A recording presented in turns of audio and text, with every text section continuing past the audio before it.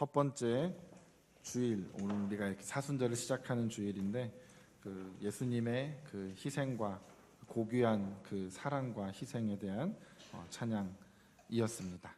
감사하고 또한 주님께 영광 올려드린 줄로 믿습니다. 오늘 우리가 읽으신 누가복음 4장의 이 본문은 예수님께서 40일 광야 금식을 끝내시고 이제 공생애를 앞두신 그 상태에서 어떤 전환적인 부분을 우리에게 보여주는 그런 장면입니다. 우리가 읽은 1절에 보시면 예수님께서 이제 성령의 충만함을 입었다라고 되어 있고요. 그리고 이제 광야에서 40일 동안 성령에게 이끌리시며라고 되어 있습니다. 이 본문이 마태복음에도 병행 본문이 등장을 합니다. 그래서 그곳에도 거의 비슷하게 이곳과 나오고 있는데 예수님께서 이 사역을 시작하시기 전에 40일의 금식 기도를 하셨다. 우리 보통 이제 그렇게 기억을 하고 있죠. 그래서 그런 상태에서 예수님께서 이제 시험을 이제 당하러 시험을 받으러 그렇게 가셨습니다. 그리고 이제 첫 번째 시험이 시작되는데 이 40이라는 숫자가 참 성경에 자주 등장을 하죠. 그래서 40일 하면 예수님의 기도가 떠오르고요. 또 40년 하면 이스라엘 백성들이 출애굽을 해서 그 광야에서 있었던 시절이 또 생각나고요. 모세도 40년씩 또 모세의 인생을 세 주기로 나누기로 또 하고요. 또 사순절도 우리가 어떻게 지키는지 아십니까? 사순절은 부활주일을 기준으로 가게 됩니다. 춘분을 기점으로 부활주일을 먼저 정하게 되고요. 그 부활주일로 역으로 앞으로 40일을 세는데 주일을 빼고 40일입니다. 그래서 제가 성도님들께 그 교회 단톡방에 매일 묵상글을 하나씩 올려드리는데 왜 오늘은 안 올렸을까? 주일이라서 안 올린 겁니다. 네. 월요일부터 토요일까지만 올려드립니다. 그렇지만 사순절 제1주라고 해서 오늘부터 사순절을 지키는 것은 또한 맞습니다. 그래서 그 절기를 우리가 그렇게 기억을 하시면 되겠습니다. 그래서 사순이 10번이 4번 있다. 그래서 사순절 우리가 그렇게 지키는 것이죠. 그래서 40이라는 숫자가 참 성경에서 많이 이렇게 의미 있게 등장을 하고 또 우리에게도 의미가 있는데 왜 그러냐? 무엇을 연단하고 시험하고 무엇을 이렇게 변화되어 가는데 걸리는 어떤 시간을 하나님께서 그렇게 책정하신 게 아닐까?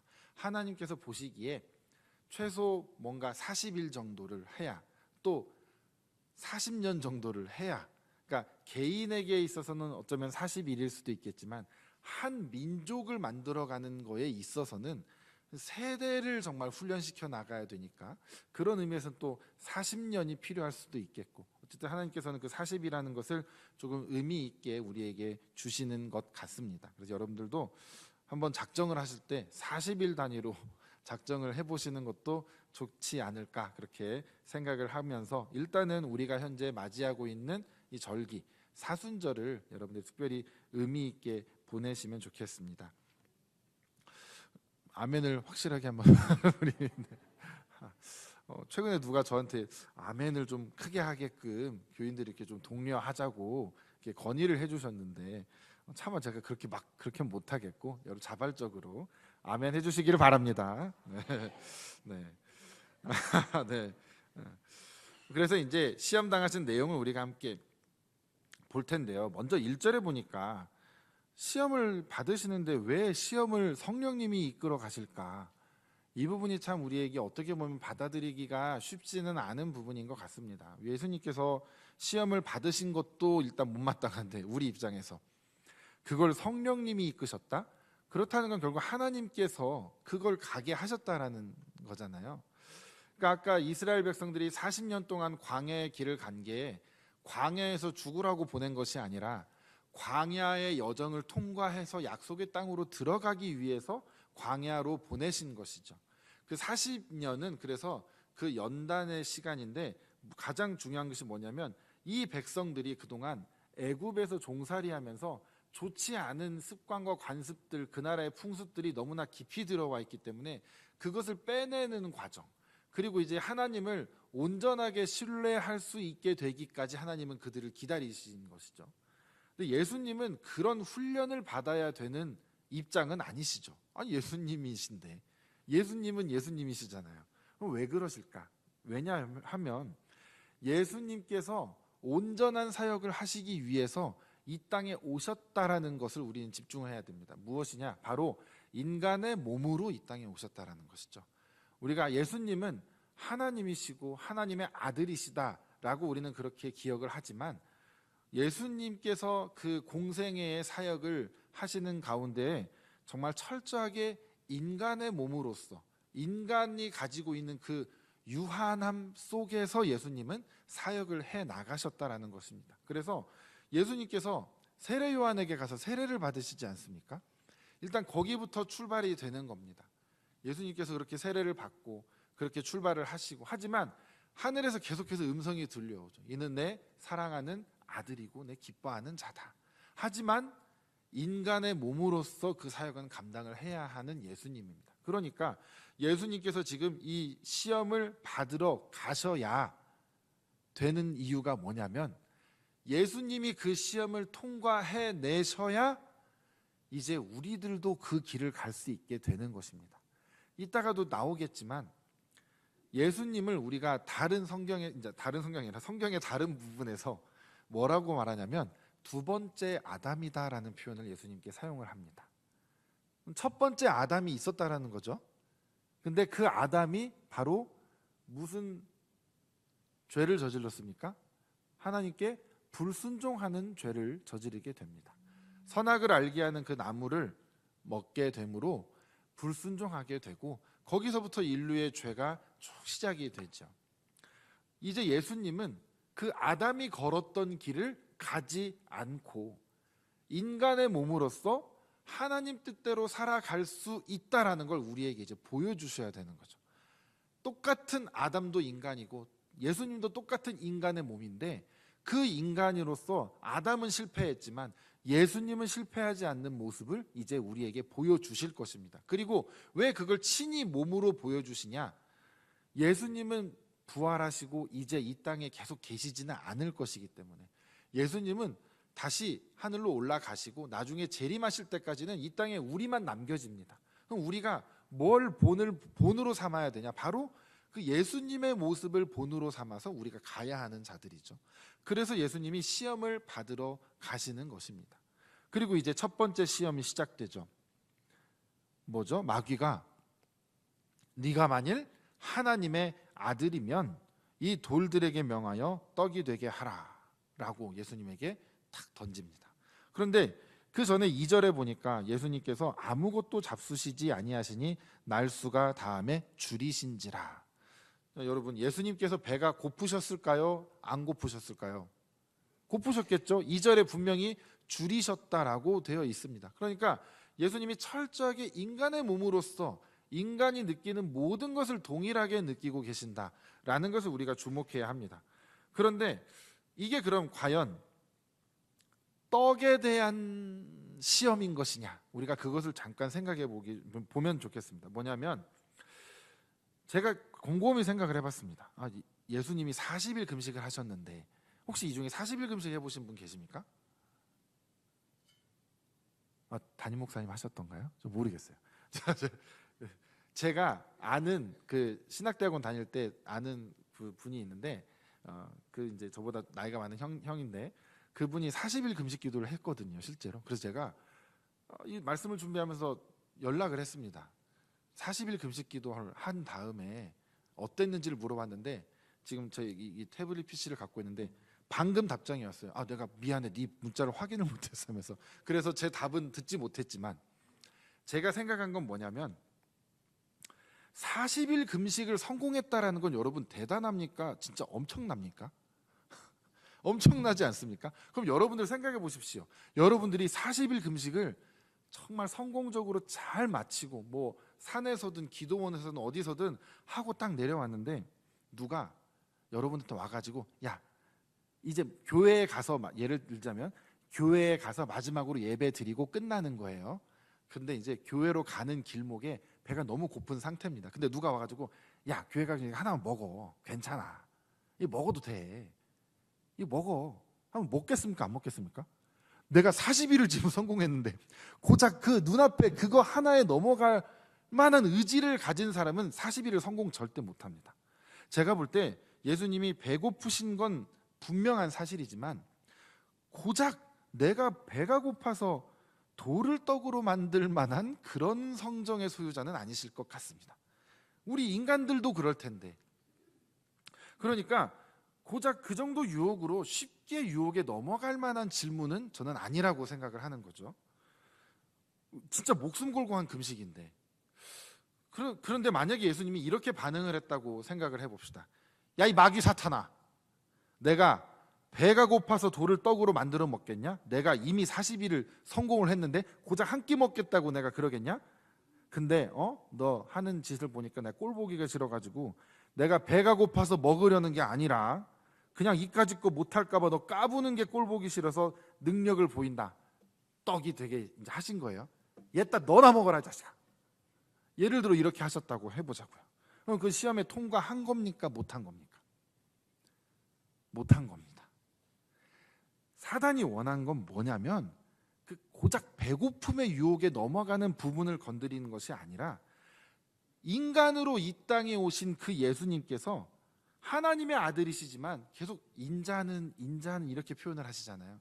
사람의 아들인 그 예수님께서 사람의 몸으로서 하나님이 원하시는 그 구원의 사역, 그 희생제물이 되시는 것을 온전하게 지금 감당해야 하는데 갑자기 마음에 들 때마다, 마음에 안 들 때마다 혹은 신적인 권능을 막 발휘해서 일을 척척척 해버리면 그게 하나님의 계획과는 너무 동떨어진 방향으로 가게 된다는 것이죠.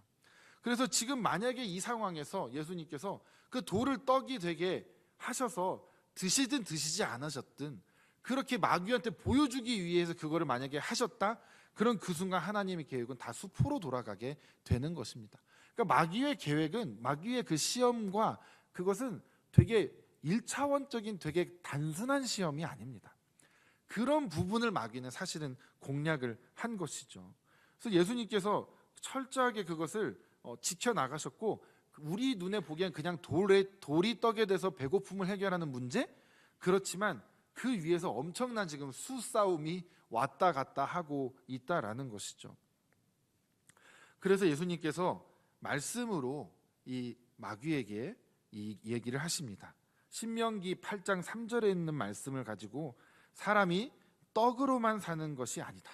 여호와의 입에서 나오는 모든 말씀으로 사는 것이다. 이렇게 예수님께서 마귀를 물리치십니다. 이 말씀이 모세가 이스라엘 백성들에게 했었던 설교의 내용 중에 하나인데요. 신명기서 8장 2절과 3절을 제가 한번 읽어드리겠습니다. 새번역 성경으로 읽어드리겠습니다. 당신들이 광야를 지나온 40년 동안 주 당신들의 하나님이 당신들을 어떻게 인도하셨는지를 기억하십시오. 그렇게 오랫동안 당신들을 광야에 머물게 하신 것은 당신들을 단련시키고 시험하셔서 당신들이 하나님의 계명을 지키는지 안 지키는지 당신들의 마음속을 알아보려는 것이었습니다. 주님께서 당신들을 낮추시고 굶기시다가 당신들도 알지 못하고 당신들의 조상도 알지 못하는 만나를 먹이셨는데 이것은 사람이 먹는 것으로만 사는 것이 아니라 주님의 입에서 나오는 모든 말씀으로 산다는 것을 당신들에게 알려주시려는 것이었습니다. 아멘. 즉, 이 하나님의 입에서 나오는 말씀으로 산다라는 것, 하나님께서 원하시면 언제든지 만나로 이스라엘 백성들을 40년 내내 먹이셨는데 하나님께서 고작 그 먹고 사는 문제로 이스라엘 백성들이 아우성치는 그 수준에서 머무는 것을 하나님께서 원하지 않으셨다라는 겁니다. 얼마든지 먹을 거 먹이실 수도 있고 때로는 고기도 먹이셨는데 하나님께서는 그것이 아니라 그 너희들의 입으로 들어가는 그냥 먹거리가 너네들을 살리게 해주는 것이 아니라 내 입에서 나오는 그 말씀이 너희들을 참되게 살게 할 것이고 너희들에게 영생을 줄 것이다. 너희들을 온전하게 만들어 갈 것이다 라는 것을 가르쳐주고 싶으셨다라는 것이죠. 이스라엘 백성들이 그 연단의 시간을 보냈던 것이고, 오늘 예수님께서 그것을 마귀에게 이야기하시면서 마귀를 그 하나님의 말씀으로 물리치시는 것입니다. 그것을 우리에게 또한 오늘 가르쳐주고 계시는 것이죠. 그래서 우리에게도 두 가지의 교훈을 주기는 합니다. 첫 번째, 진짜 말 그대로 먹고 사는 문제도 우리에겐 걸려 있기 때문에 그 부분도 우리는 해결받아야 되는 것은 맞습니다. 그런데 우리가 그 앞에서 먹고 사는 문제에 우리가 얽매여서만 과연 있을 것이냐, 아니면 정말 하나님의 것을 사모할 것이냐, 그것을 우리가 잘 생각해 보아야 한다라는 것이죠. 두 번째는 예수님께서 오늘 능력을 발휘하지 않으신 것처럼 우리가 내가 하나님을 의지하지 않고도 내 힘으로 해결할 수 있는 문제들이 있을 때 그냥 우리는 쉽게 하나님을 찾지 않고 내 힘으로 뭐든지 그냥 처리해버리고 해결해버릴 때가 참으로 많다라는 것입니다. 그런데 우리는 언제나 무슨 문제가 있든지 무슨 일이 있든지 가장 먼저 하나님께 아뢰고 하나님의 말씀으로 나의 이 상황을 해석해 나가야 되는 것이 바로 우리가 걸어가야 할 길인 것이죠. 첫 번째 시험을 통해서 예수님은 우리에게 그것을 가르쳐주고 계시는 것입니다. 두 번째 시험으로 이제 넘어갑니다. 두 번째 시험에서는 마귀가 갑자기 어디론가 올라가서 순식간에 온 천하 만국을 보여주면서 이 모든 권위와 영광을 내가 너에게 주겠다. 우리가 들을 때는 무슨 말도 안 되는 소리를, 아니 예수님이 마귀한테 그걸 받아서 뭐에다 쓰시려고 그걸 탐내하실까? 그렇게 우리는 생각이 될 수가 있겠죠. 근데 여기서는 예수님께서 이렇게 물리치십니다. 마귀가 자기한테 절하면 이거 내가 다 주겠다라고 얘기를 하는데, 예수님께서 왜 이게 예수님께 시험이 되냐면 마귀가 세상 권세를 잡은 자기 때문에 이것이 예수님께 시험이 되는 것입니다. 예수님께는 지금 인간의 몸으로 오신 예수님께는 사실 아무런 능력이 없습니다. 사실 인간의 몸으로서는 그렇죠. 예수님께서 죽은 자도 살리시고 병도 고치시고 귀신도 쫓으시고 하시는데 언제나 예수님은 기도를 통해서 하나님께 능력을 받아서 하셨지 예수님이 막 능력을 막 일으키시고 전 이렇게 했다라고는 생각하지는 않습니다.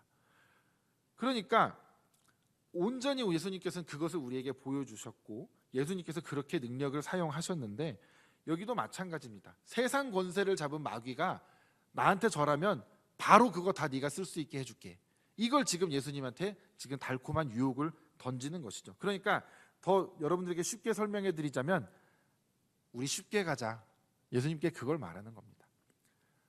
고생스럽게 그렇게 하지 말고 그냥 쉽게 가자. 너 어차피 네 백성들 구하러 오지 않았냐? 메시아로 온 거잖아. 그럼 내가 이 세상에서 누릴 수 있는 모든 권세를 예수 당신에게 허락할 터이니 그 권세를 가지고 당신의 백성들 다 구원하면 될 거 아닙니까? 마귀가 지금 그렇게 제안을 하고 있는 거죠. 근데 예수님께서 뭐라고 물리치시냐면 기록된 바 주 너의 하나님께 경배하고 다만 그를 섬기라. 이것도 마찬가지로 신명기에 나오는 말씀으로 마귀를 예수님께서 물리치십니다. 사탄이 엎드려 절하면 이 모든 것을 주겠다라고 하는 그 유혹이 예수님에게도 조금은 달콤하게 들렸을 수 있습니다. 그런데 이것은 어쩌면 오늘날 우리에게 더 큰 좀 깨달음을 주는 그런 시험인 것 같습니다. 우리는 좁은 길을 가야 하는 사람들이죠. 좁은 문을 들어가야 하는 사람들입니다.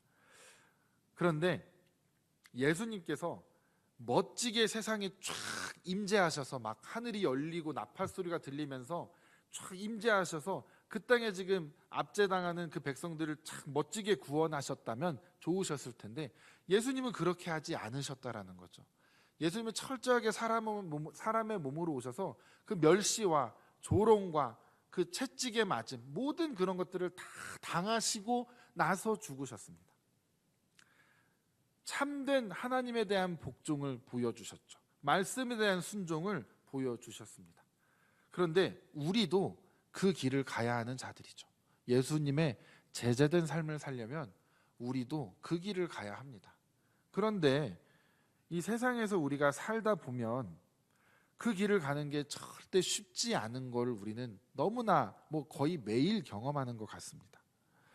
매일 경험하면서 어떤 것들을 경험하냐면 사람마다 다르겠지만 자꾸 편하게 가는 길, 쉽게 가는 길을 자꾸 우리에게 누군가가 가르쳐 줍니다. 자꾸 제시해 주죠. 제가 청년들하고도 성경 공부를 하면서 얘기를 했는데, 횡단보도가 저 멀리 있는데 지금 난 여기로 건너야 되는 상황이다. 그런 상황에 어찌할 것이냐, 이런 얘기도 한 적이 있고, 되게 작은 것들도 이런 거죠. 누가 다 여기 사람들 막 다 건너고 있는데 내가 타야 될 버스는 지금 오고 있고, 도로는 아주 좁은 2차선 도로도 안 되는 정말 그런 정도인데, 근데 신호등 저기 있는 거, 그걸 과연 가야 되느냐 말아야 되느냐. 근데 그때 뭔가 찔림이 있으면 신호등으로 가야 되는 거죠. 횡단보도로. 근데 찔림이 없으면 이미 나는 양심이 화인 맞았나 보다 생각을 하면 되는 겁니다. 믿는 사람들은 그런 거 하나 다 지키면서 살아야 되는 참 피곤한 삶을 살겠노라고 우리는 작정하는 사람들이 바로 그리스도의 제자들입니다. 근데 누가 와가지고 야, 이렇게 바보같이 살아, 그게 넌 답답하게 살아, 야 너만 뭐가 그렇게 유별나, 그런 말을 하는 사람들은 거의 교회 다니는 사람들이 그런 말합니다. 그죠? 야 나도 교회 집사고, 나도 권사고, 나도 장로야, 왜 너만 그렇게 유별나냐? 저도 옛날에 학교 다닐 때 그랬던 적이 있거든요. 제 선배가 저한테 야 나도 교회 다녀, 근데 너만 왜 그래, 이런 얘기를 들은 적이 있었거든요. 그래서 저는 그때 선배 유혹에 넘어갔습니다. 참 부끄러운 얘기지만 죄송합니다. 근데 우리가 참 넘어갈 때도 있고 참 그렇지 않을 때도 있는데, 쉽게 가는 길, 편하게 가는 길은 우리에게 너무나 달콤하게 느껴진다라는 거죠. 그리고 우리가 마귀가 나타나서 나에게 절해라 하면 여러분 정말 절하겠습니까? 안 하죠. 그런데 아주 교묘하게 살짝 그냥 손만 잡는 정도로 우리를 유혹하는 게 마귀의 실체입니다. 예수님이니까 이게 마귀가 나한테 절하면 이렇게 한 거지, 우리한테는 마귀는 절대 그렇게 다가오지 않습니다. 내가 가장 신뢰하거나 내가 가장 존경하는 어떤 분이 나에게 그런 얘기를 할 확률이 더 높습니다. 나랑 친한 사람이 그런 얘기를 할 확률이 더 높습니다. 내 가족이 그럴 수 있습니다. 내 가족이 마귀라는 게 아니라 마귀는 그런 부분을 통해서 우리를 자꾸 공략한다는 것이죠. 내가 이제 정직하게 살 거야, 나 이제 편법을 행하지 않을 거야, 나 이제 정말 잘 살 거야, 사람들에게 본이 되고 덕이 되는 삶을 살 거야. 왜? 사람들이 나를 바라볼 때 교회 다니는 사람인 거 다 알고 나를 보면서 예수님을 보게 될 텐데 내가 똑바로 살아야지. 그럼 그날 100% 누군가가 그렇게 못할 상황을 만들어 줍니다. 그거를 우리가 이겨내야, 그때 우리가 단호하게 그것을 잘라내야 그 다음에 그거보다 더 큰 문제가 오지 않습니다. 거기서 우리가 그냥 수락해버리고 그냥 거기서 우리가 엎드려버리면 우리는 이제 그것에 맞춰서 살아가게 되는 거죠. 근데 그것을 이겨내고 또 이겨내고 또 이겨내면 마귀가 우리 눈에는, 다른 사람들은 모릅니다. 본인은 알 거예요. 마귀가 갖고 오는 게 이제 점점 좀 작아지든지 별 볼 일 없어지는 것들을 가져오게 될 겁니다. 이제는 이제 그 정도밖에 여력이 안 남았구나 마귀님. 그러면서 우리도 마음에 좀 여유가 생기면서 주님 마지막까지 제가 흔들리지 않게 도와주시옵소서, 우리가 그렇게 갈 수 있다라는 것이죠. 그래서 우리가 정말 편하게 사는 것, 쉽게 가는 것, 그게 정말 좋은 것 같지만 또 한국인의 특성인 것 같지만 우리는 그것을 조금 멀리할 필요가 있다라는 것입니다. 그리고 세 번째로 이제 예수님께서 또 시험에 이끌려 가시죠. 어디로 가냐면 성전 꼭대기로 올라갑니다. 예루살렘 성전 꼭대기에 올라가서 네가 만약에 하나님의 아들이라면 여기서 뛰어내려라. 그리고 기록되었으되라는 놀라운 말을 마귀가 합니다. 하나님이 너를 위하여 그 사자들을 명하사 너를 지키게 하시고 그들이 손으로 너를 받들어 내 발이 돌에 부딪히지 않게 하시리라. 이렇게 마귀가 말합니다. 마귀가 성경을 인용해서 지금 예수님을 시험하는 것입니다. 그러니까 여러분, 마귀가요 절대 마귀의 모습으로 우리에게 나타나지 않는다니까요.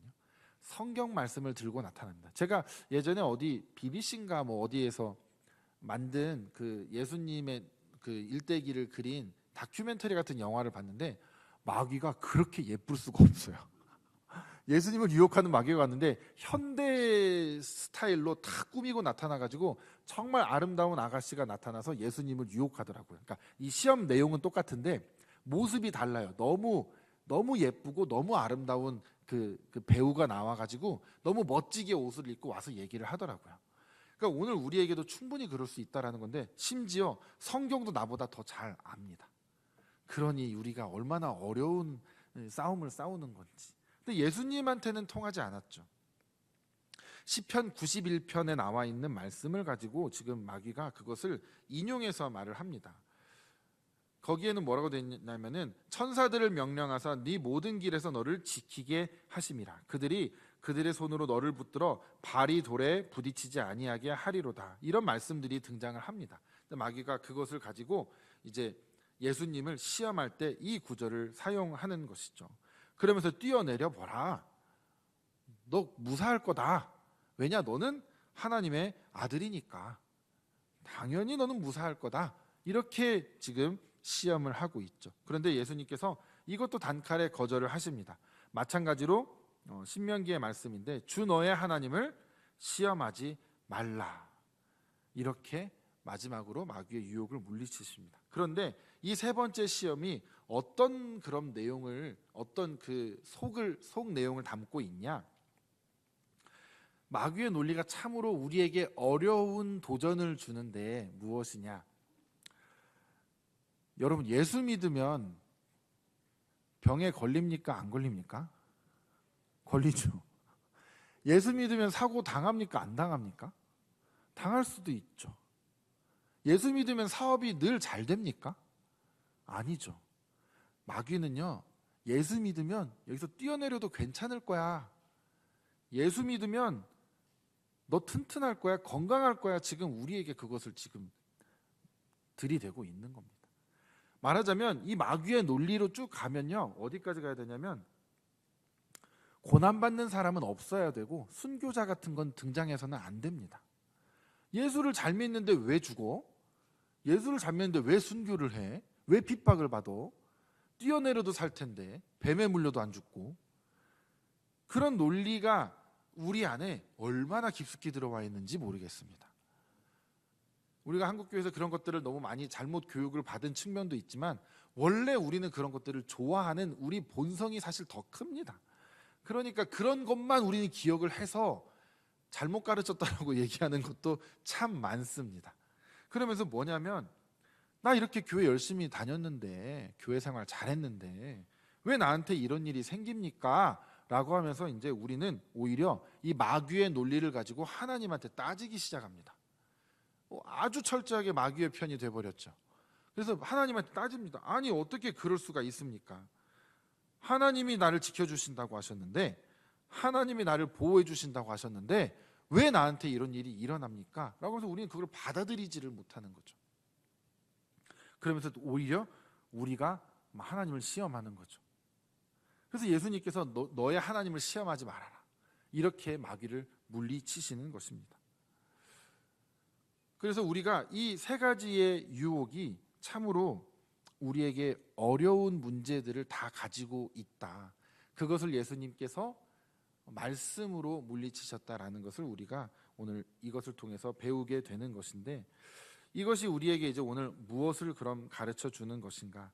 사순절 첫 번째 주일에 왜 이 본문이 모든 교회가 공통적으로 이 본문이 우리에게 주어졌을까? 물론 사순절을 시작하는 시기이니까 이 본문이 이제 예수님이 사역 시작하는 거구나 쉽게 우리가 받아들일 수도 있겠지만 왜 사순절이라는 것이 있는지를 우리가 생각해 봐야 되는 것이죠. 왜 사순절이 있습니까? 예수님께서 우리의 죄 때문에 이 땅에 오셨기 때문이죠. 우리의 죄 때문에 죽으셨기 때문이죠. 그럼 그것이 왜냐? 아까 처음에 잠깐 말씀드렸었던 인류 최초의 죄, 하나님께 불순종하였던 그 죄부터 시작이 되는 겁니다. 아담이 하나님께 불순종하였기 때문에 인류는 죄를 경험하게 되는데 여러분들이 과연 아담이었다면 여러분들은 그걸 과연 안 드셨겠습니까?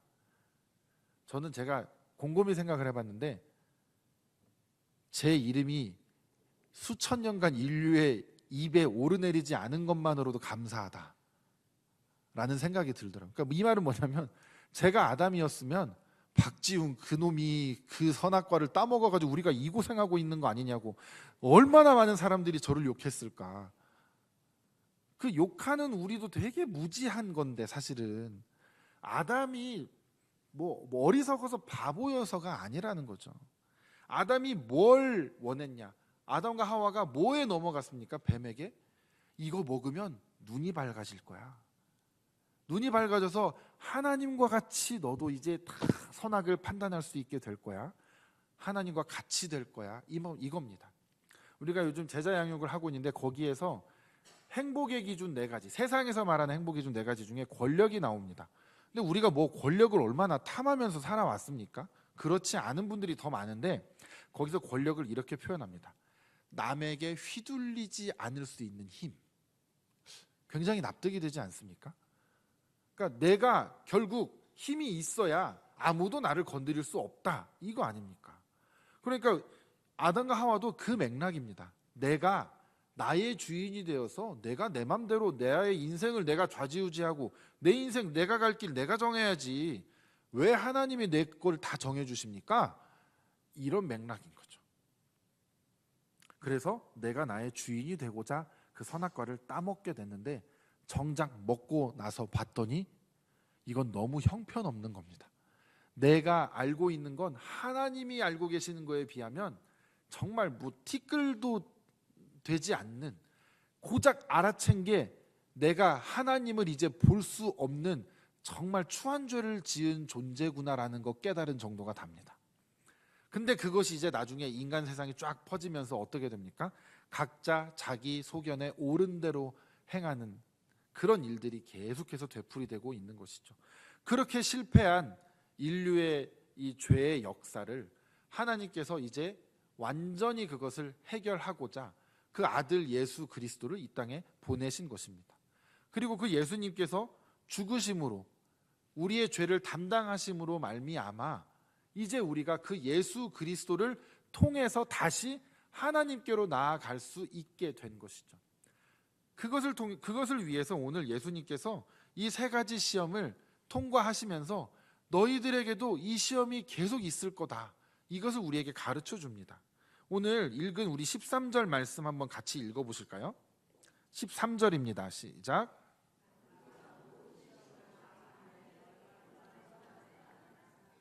그동안 한 번도 이것을 이렇게 눈여겨본 적도 없는데, 마귀가 완전히 떠나지를 않고 얼마 동안 떠났다라는 건 I'll be back, 금방 올 거다라는 거 아닙니까? 너무 무서운 얘기 아닙니까? 솔직히. 아, 그렇구나. 예수님이 시험을 이기셨는데도 마귀는 또 예수님한테 또 와서, 아마 십자가에 달려 죽으실 때 예수님을 참소하고 하면서 자신이 이겼다라고 생각하겠죠, 처음에는. 그러면서 했겠죠. 우리도 마찬가지입니다. 오늘 시험을 우리가 정말 다행히 이겼는데 내일 마귀가 안 오냐? 내일 또 찾아옵니다. 모레 또 찾아옵니다. 제가 아까 점점 작아진다고 했지만 동일한 어떤 시험에 한해서는 점점 작아지는 게 좀 맞습니다. 예를 들어 11조를 온전하게 못 드릴 때 계속 이게 꼬입니다. 계속 꼬이는데, 그냥 한번 결단하고 제대로 하기 시작하면 어느 순간에 이제 더 이상 이 부분에 있어서는 아무리 공격이 와도 그냥 처음부터 딱 떼놓고 시작하는 게 되거든요. 근데 그게 한두 번 넘어지고 다시 시작하고 이렇게 하다 보면 그게 계속 되풀이되는 거거든요. 그렇지만 마귀는 얼마나 교묘한지 아주 종류를 바꿔가면서 우리를 계속해서 공략을 합니다. 이 시험 더 이상 얘는 이건 안 통하네. 그럼 이제 이쪽을 쳐야지. 이거 안 통하네. 가족을 쳐야지. 가족이 안 통하네. 그럼 몸을 쳐야지. 이런 식으로 마귀는 계속해서 우리를 어떻게든 넘어뜨리려고, 어떻게든 최종 목적이 뭡니까? 하나님으로부터 멀어지게 하려고. 그런데 자꾸 그렇게만 하면 또 우리가 잘 이겨내니까 이상하게 우리를 또 꾀임에 넘어가게 만들죠. 예를 들어 안 좋은 일이 생기면 우리가 막 지금 뭔가 마귀가 공격하나 보다, 기도해야지, 막 기도 부탁하고 주님 하면서 이거 이겨내게 해달라고 하는데, 마귀가 아주 달콤하게 우리 곁에 탁 붙어가지고 우리를 굉장히 유혹할 때가 있습니다. 때로는 그게 뭐 여러 가지가 있겠지만 그냥 제가 떠오르는 거 말씀드리자면 뭐 가족이 될 수도 있는데, 예를 들어 나의 자녀가 우상이 될 수도 있는 것이고, 나의 배우자가 그럴 수도 있는 것이고, 나의 어떤 재산이 그럴 수도 있는 겁니다. 꼭 나쁜 일로만 오는 것이 아니다라는 것이죠. 뭐가 됐든 하나님이 나의 최우선순위에 있지 못하게 만드는 모든 것은 결국 마귀의 농간에 우리가 놀아나고 있다라는 것이죠. 그럼 그 유혹들을, 그 시험들을 우리가 어떻게 이겨낼 것이냐? 결국은 하나님의 말씀 외에는 답은 없다라는 것이죠. 하나님의 말씀 외에는 우리를 구해줄 방법이 아무것도 없습니다. 하나님 외에는 어떤 것도 우리를 마귀 사탄에게서 죄의 종노릇하는 것에서 구원해 줄 것이 아무것도 없다라는 것이죠. 우리의 힘으로는 도저히 할 수가 없기 때문에 하나님께서 이 땅에 직접 내려오신 겁니다. 그래서 우리는 그 하나님을 의지하면서 그 예수 그리스도를 믿음으로 말미암아 매일매일 하나님의 말씀을 가까이 하면서 우리가 살아가야 하는 것이고, 말씀 앞에 우리를 또 엎드리면서, 아까 마귀가 나한테 절하라고 했죠. 우리는 하나님 말씀에 엎드려야 됩니다. 말씀에 순종해야 되죠. 말씀에 복종해야 됩니다. 그리고 하나님의 성품을 따르기 위해서 성경에 나오는 하나님의 성품들을 하나하나 적어놓고, 주님 이런 성품이 있군요. 화평하라고 하셨군요. 양순하라고 하셨군요. 긍휼을 행하라고, 긍휼의 마음을 가지라고 하셨군요. 자비로우라고 하셨군요. 이걸 닮기 위해 노력해야 되죠. 동시에 마귀를 닮은 성품을 멀리해야 됩니다. 시기하고 다툼, 자랑, 거짓, 혼란, 악한 일들, 다 성경에 나오는 단어들입니다. 이런 것들을 계속해서 멀리해야 되는데, 그 이유가 뭐냐? 하나님의 성품을 따를 때는 그것이 나에게 마귀를 물리칠 무기가 됩니다. 누가 어떤 사람을 통해서 나를 공격할 때 내가 그 사람 품어버리면 더 이상 그건 공격이 안 됩니다. 그냥 내가 품어버리고 그 사람 이해해주고 내가 사랑으로 감싸주면 거기서 그 일은 딱 끝나게 됩니다. 그런데 마귀의 성품을 우리가 조금이라도 닮아가게 된다면 그게 마귀들이 사용하는 무기로 우리에게 다가온다라는 거죠. 내가 자꾸 긍휼의 마음을 품지 못하고 시기, 다툼, 거짓 뭐 이런 것들에 휘둘리고 있으면 마귀는 계속해서 그걸 가지고 우리를 공략한다라는 것이죠. 그러니까 우리가 계속해서 되풀이되는 관계의 어려움 계속해서 끝나지 않고, 물질의 어려움 계속해서 끝나지 않고, 사람마다 시험의 종류는 다르지만 그게 우리를 계속해서 좀먹게 만든다라는 것이죠. 사단 마귀는 너무나 강력한데, 우리가 하나님의 성품을 따르고 하나님의 말씀을 따르면 정말 보잘것없는 게 또한 마귀입니다. 우리가 예수 그리스도의 이름으로 선포하면 마귀는 물러가게 돼 있는 것이 하나님이 만들어 놓으신 공식입니다. 그런데 우리가 온전하게 그 삶을 살고 있지 않으면서 갑자기 예수의 이름으로 물리친다고 그게 능력이 있겠습니까? 주여 주여 하는 자마다 천국에 들어가는 것이 아니다라고 하셨는데, 우리가 그 부분에 있어서 정말 깨어서 하나님의 말씀대로 살기 위해 정말 애써야 하는 것이죠. 그래서 오늘 우리가 이 말씀을 통하여서 주님이 당하신 그 시험에 우리에게 올 때에 우리가 그 시험을 어떻게 이겨낼 수 있는 것인가, 오직 하나님의 말씀밖에 없음을 우리가 다시 한번 깨닫고 마음에 새기시고 그 말씀에 순종하면서 살아가시는 우리 모두가 되시기를 주님의 이름으로 축복합니다. 주님 감사합니다. 오늘도 우리에게 말씀을 통하여 우리를 가르쳐 주시니 감사합니다. 부족하지만 우리가 이 말씀이 어딜 가나 생각나게 하여 주시고 깨닫게 하여 주셔서 말씀대로 살아가고 말씀에 순종하여 살아가는 자들이 될 수 있도록 인도하여 주시옵소서. 감사드리오며 거룩하신 예수님의 이름으로 기도드렸습니다. 아멘.